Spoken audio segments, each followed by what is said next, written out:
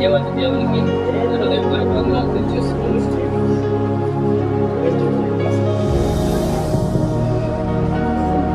ఇంతవరకు దేవుని సిలువలో పలికిన 7 మాటల్లో 6 మాటలు మరి సహోదరులు సహోదరులు చక్కగా వివరించారు.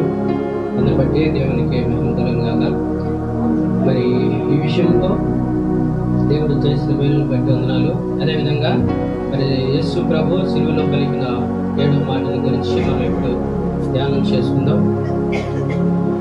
లూకా సువార్త 23వ అధ్యాయం 46వ వచనం నుంచి మనం చూసినట్లయితే, అప్పుడు యేసు గొప్ప శబ్దంతో కేక వేసి, తండ్రి, నీ చేతికి నా ఆత్మను అప్పగించుకొనుచున్నానని. ప్రియ సహోదరి సహోదరుడా, ఇక్కడ ఈ మాటలో మనం గమనించినట్లయితే యేసు ప్రభు గొప్ప శబ్దంతో కేక వేసి, తండ్రి, నీ చేతికి నా ఆత్మను అప్పగించుకొనుచున్నానని. ఇక్కడ మనకు ఆత్మను గురించి దేవుడు మనకి తెలియజేస్తున్నాడు. ఇక్కడ మనం చూసినట్లయితే ఈ 7 మాటలు యేసు ప్రభుని మనం గమనించినట్లయితే 7 మాటలు ప్రార్థనతో ప్రారంభమై ప్రార్థనలో ముగించబడ్డాయి. అర్థమవుతుందా?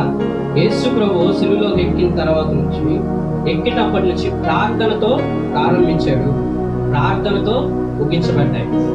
ఆ విధంగా దేవుడు జరిగించాడు అన్నమాట. ఇక మన జీవితం కూడా ఎల్లప్పుడూ ప్రార్థనతో ప్రారంభమై ప్రార్థనతో ముగించాలని దేవుని యొక్క ఉద్దేశం ఉంటుంది. మన జీవితంలో దేవుడు ఏ విధంగా అయితే ఫస్ట్ ప్రార్థనతో మొదలుపెట్టి ప్రార్థనతో ముగించాడో మన జీవితం కూడా ఎల్లప్పుడూ ప్రార్థనలో ప్రారంభమై ప్రార్థనలో ముగించాలని దేవుడు ఇష్టపడుతున్నాడు. ఇక్కడ మనం ఆత్మ గురించి మనం తెలుసుకున్నట్లయితే మనకి ఆత్మ ఎక్కడి నుంచి వచ్చింది? ఆదాము నుంచి వచ్చిందా? మరి అవ్వ నుంచి వచ్చిందా? ఎక్కడి నుంచి వచ్చింది? దేవుడి దగ్గర నుంచి వచ్చింది మనకి ఆత్మ. అప్పుడు దేవుడు నేల మట్టితో నరుని నిర్మించి వాని నాసికారంధ్రములో జీవవాయువుగా ఊదగా నరుడు జీవాత్మైన మనల్ని దేవుడు మట్టిలో నుంచి తీసాడు. మట్టిలో తీసిన తర్వాత అది మట్టి బొమ్మగానే ఉంది. ఎప్పుడైతే దేవుని శ్వాస మనలో వదిలాడో అప్పుడు జీవించే విధంగా మనం తయారయ్యాం. మనం హల్లెలూయా, హల్లెలూయా. మట్టి నుంచి నిర్మించిన మనము దేవుని ఆత్మ మనలో ఉంచాడు కాబట్టి మనం జీవించే ఆత్మగా ఉన్నాం. ఆ ఆత్మ గురించి దేవుడు ఇప్పుడు మాట్లాడుతున్నాడు. ఈ ఆత్మ పరిశుద్ధంగా జీవించాలి. ఈ ఆత్మ మీలో ఉన్నప్పుడు ఈ ఆత్మని ఆయన పరిశుద్ధంగా ఉంచాడు. మనం చనిపోయిన తర్వాత మన ఆత్మ దేవుని దగ్గరికి వెళ్తుంది. దేవుడు మట్టిలో నుంచి మట్టి నుంచి నిర్మించాడు కాబట్టి ఈ దేహము మట్టిలో కలిసిపోతుంది. దేవుని చేత మనలోనికి పంపబడిన ఆత్మ దేవుని దగ్గరికి వెళ్తాము. కాబట్టి ఆ ఆత్మ పరిశుద్ధంగా ఉండాలని దేవుడు మాట్లాడుతున్నాడు. కాబట్టి దేవుడు తన తండ్రికి ఈ లోకానుసారమైన ఈ లోకంలో మన కోసం వచ్చిన దేవుడు మన మధ్య జీవిస్తూ నివసిస్తూ అనేక విషయాలు తెలియచేస్తూ లోక మానవాళి పాపం తనలో ప్రవేశించకుండా జీవించి పరిశుద్ధమైన రక్తాన్ని కార్చి పరిశుద్ధమైన జీవితాన్ని జీవించి తను అప్పగించిన దేవుని పని పరిశుద్ధంగా అప్పగించి ఇదిగో దేవుడు చెప్తున్నాడు, తండ్రి, ఇదిగో నీ చేతికి నా ఆత్మను అప్పగిస్తున్నానని తెలియజేస్తున్నాడు అనమాట. మనం బైబిల్ గ్రంథంలో చూసినట్లయితే ఆ కీర్తనలో 31వ అధ్యాయంలో 5వ వచనంలో అక్కడ ఒక మాట రాసి ఉంటుంది, నా ఆత్మను నీ చేతికి అప్పగించుతున్నాను అని. దేవుడు మనలో పెట్టిన ఆత్మ దేవునికి ఏ విధంగా మనం పరిశుద్ధంగా అప్పగించాలనే దేవుని యొక్క ఉద్దేశం అన్నమాట. మనం చనిపోయిన తర్వాత ఈ దేహము మట్టిలో కలిసిపోతుంది. దాంతో దేవునికి ఏ అవసరం లేదు. ఈ దేహంతో ఎప్పుడు అవసరం? ఆయన ఆత్మ మనలో ఉన్నంత వరకే ఈ దేహంతో అవసరం.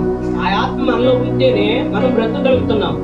మనలో నుంచి ఈ ఆత్మ ఎప్పుడైతే వెళ్ళిపోతుందో అప్పుడు ఈ దేహం ఎవరికి ఉపయోగపడదు. అది ఎంత ప్రేమగా ప్రేమించిన పిల్లలైనా తల్లిదండ్రులైనా కూడా ఈ దేహంతో ఎవ్వరికి పని ఉండదు. కాబట్టి దేవుడు మనలో ఉంచిన ఆత్మ పరిశుద్ధంగా ఉండాలి. ఈ పరిశుద్ధమైన ఆత్మను దేవుడికి పరిశుద్ధంగా అప్పచెప్పాలని ఈ మాటలో మనకి దేవుడు తెలియచేస్తున్నాడు. మరి గలతీ పత్రికలో 1వ అధ్యాయం 4వ వచనంలో మాటను మనం చూస్తాం. మన తండ్రి అయిన దేవుని చిత్త ప్రకారము క్రీస్తు మనలను ప్రస్తుతపు దుష్టకాలములో నుండి విమోచింపవలని మన పాపముల నిమిత్తము తన్ను తాను అప్పగించుకున్నాడు. మరి ఏ కాలంలో ఉన్నామంట? దుష్టకాలంలో ఉన్నామని ఇక్కడ గలతీ పత్రికలో 1వ అధ్యాయం 4వ వచనంలో అపోస్తలుడైన పౌలు గారు తెలియజేస్తున్నారు. మనం దుష్టకాలంలో ఉన్నాము. అలాంటి పరిస్థితుల్లో దేవుడు మన కోసం వచ్చి ఆయన తన తండ్రికి ఒప్పచెప్పిన ఆ పని నెరవేరుస్తూ దేవుడు ఏ విధంగా అయితే మన పాపములను క్షమించి ఆయన అప్పచెప్పిన ఆత్మను పరిశుద్ధంగా దేవునికి అప్పగించుకున్నాడో ఆయన మన ఆత్మలను కూడా పరిశుద్ధంగా దేవునికి అప్పచెప్పాలని మనకి తెలియజేస్తున్నాడు. ఇప్పుడు మనం ఉన్న ఈ సిచ్యువేషన్ లో, ఈ లోకంలో మనం చూస్తే మన దుష్టకాలంలో ఉన్నామని తెలియజేస్తున్నాడు. కాబట్టి ఈ దుష్టకాలంలో ఉన్న మనలను దేవుడు విమోచింపవాలని తన్ను తానుగా మన కోసం అప్పగించుకున్నాడు. మనం చేసిన పాప క్రియలను బట్టి దేవుడు తన్ను తానుగా అప్పగించుకున్నాడు. మన కోసం తన ప్రాణాన్ని అర్పించాడు. దేవుడు తన తండ్రి అయిన దేవుడు కుమారునికి ఏదైతే అప్పచెప్పాడో ఆ పనిలో ఆయన విజయాన్ని సాధించాడు అన్నమాట.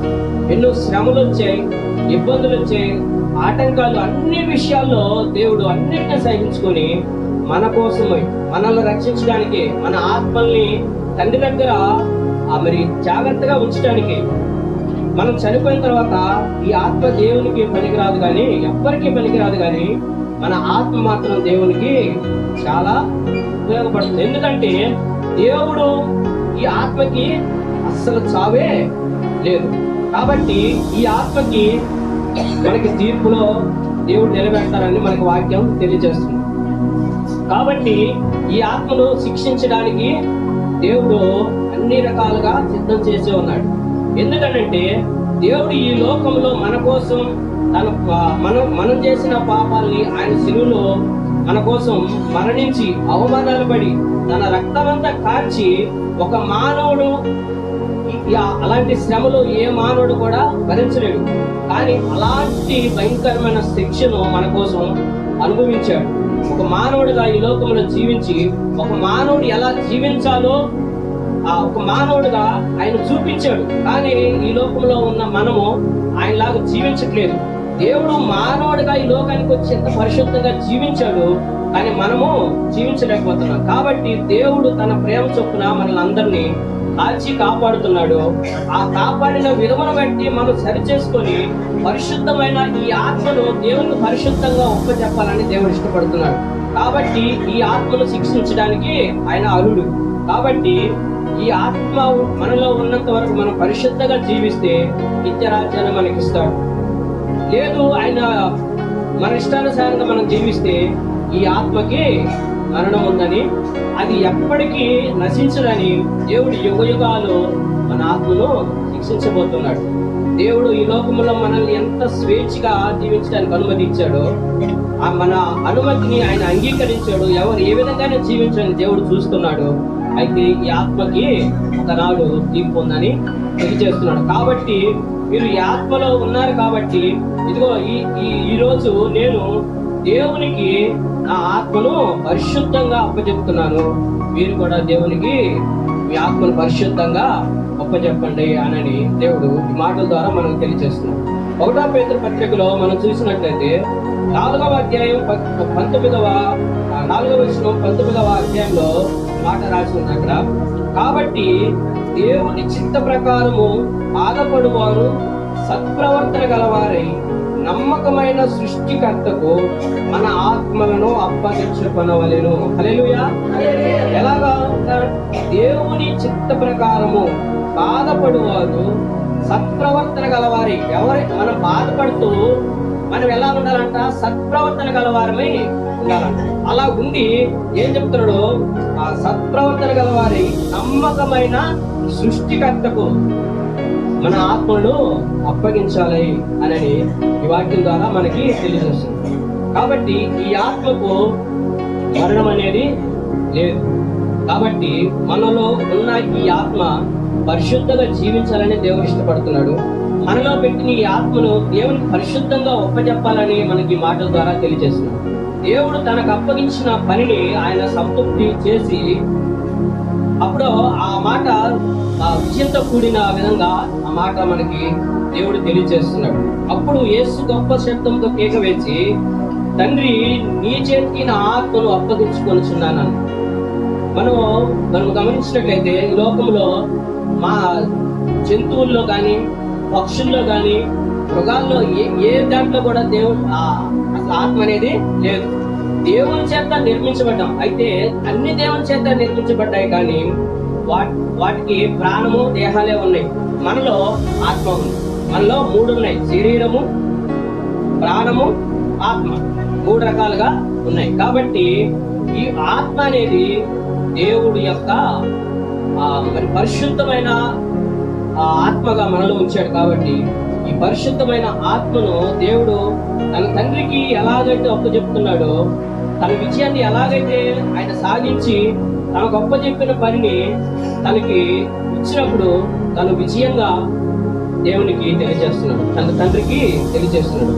కాబట్టి ఈ లోకంలో జీవిస్తున్న నీవు, నేను అందరము దేవునికి మన ఆత్మను పరిశుద్ధంగా ఒప్పజెప్పాలని దేవుడు ఇష్టపడుతున్నాడు.